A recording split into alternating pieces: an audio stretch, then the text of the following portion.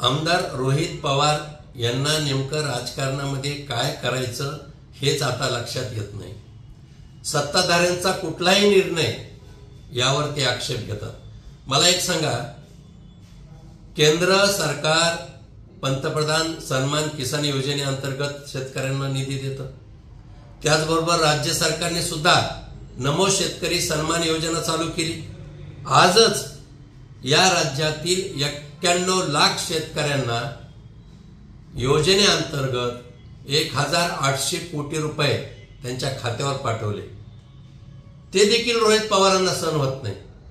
आता मला सांगा, जनहिताच्या योजना कोणतेही असो, काल परत्वे त्याच्यामध्ये सुधारणा, नियमामध्ये काही बदल करावे लागणार का नाही?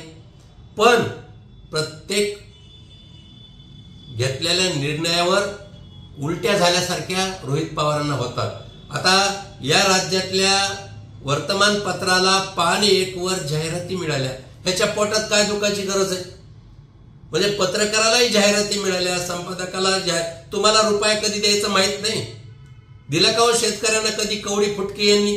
आणि म्हणून मला असं वाटतं की रोहित पवारांची भूमिका खऱ्या अर्थाने फक्त राजकारणात तमाशा करण्यासारखी वाटते। माझा एकच सवाल आहे की राजा हो, तुम्ही दुसऱ्यांदा आमदार झालात, त्या जामखेड तुमच्या मतदारसंघात येतो, त्या जामखेडच्या घाटामधला रस्ता बघा तुम्ही 5-6 वर्षापासून कसा त्या ठिकाणी त्रास होतोय।